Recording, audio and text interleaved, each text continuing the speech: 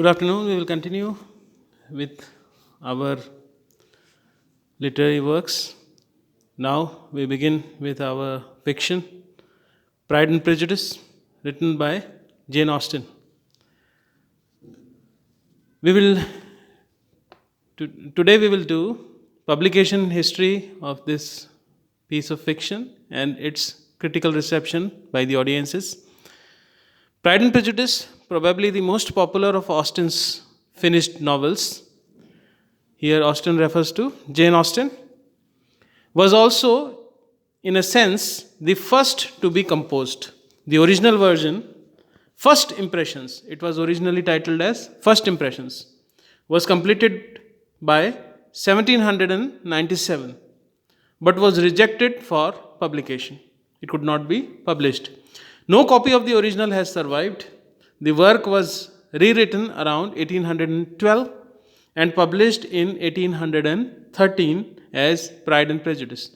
So we come on to the conclusion that Pride and Prejudice was published in 1813 and its original name was First Impressions. So these two questions are important. The final form must have been a thorough rewriting of the original effort, for it is representative of the mature Austen. Moreover, the story clearly takes place in 18th century rather than in takes place in early 19th century rather than in late 18th century. Austen's work, including Pride and Prejudice, were barely noticed by critics during her lifetime. Pride and Prejudice sold fairly well. That means it was accepted by the audiences. The first edition sold about at most 1500 copies. 1500 copies today count for nothing, but in those times 1500 copies sold was a remarkable feat or achievement. It could be taken as. Critics who eventually reviewed it in the early part of the 19th century praised Austen's characterizations and portrayal of everyday life. After Austen's death in 1817, she died in 1817. She was in her early 40s and she died very young, we could say. The book continued to be published and read with little attention from critics for the next 50 years. That means till late 19th century. The few critical comments made during the time continued to focus on her skill at creating characters, as well as on her technical mastery. Two important things: her characterization and the technicalities involved in writing Pride and Prejudice. Two most important aspects of Jane Austen's writing. In 1870, probably the most significant 19th century critical article on Austen was published by Richard Simpson.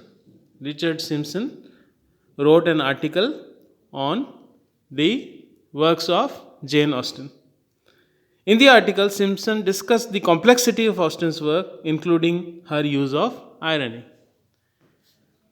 Modern Austen scholarship began in 1939. Almost 120 years, almost 125 years after her death.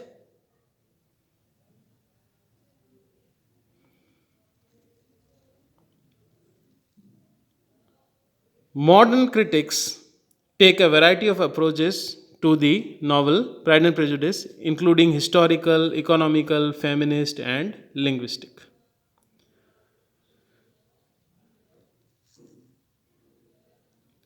And we can further say that modern Austen scholarship began in 1939 with the publication of Jane Austen and Her Art by Mary Lascelles. Mary Lascelles. The scope and vision of that book prompted other scholars to take a closer look at Austen's work. Pride and Prejudice began getting serious attention in the 1940s and has continued to be studied heavily since that time. Various critics have consistently noted that the plot development of Pride and Prejudice is determined by character. So we can say that Pride and Prejudice gained prominence in the eyes of scholars and critics by 1940s and 50s.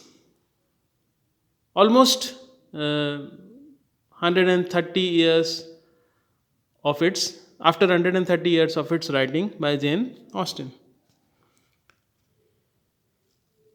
Coincidence exerts a major influence, but turns of actions are precipitated by character.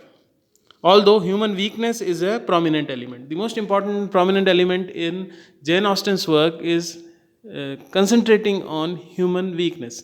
So we can say that she analyzed the psychology of both males and females, ranging from Miss Bingley's jealousy to Elizabeth's blind prejudices.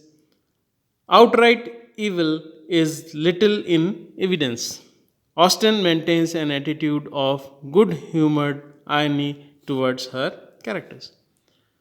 So, in her works, she maintains an attitude of good humored irony.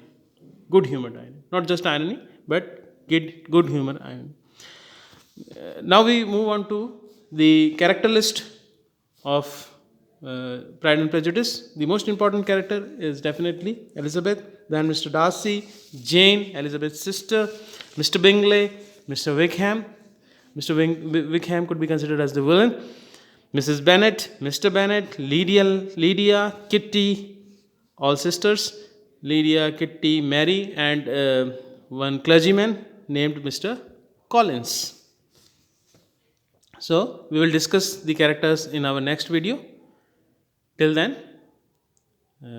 best of luck for your studies. Thanks.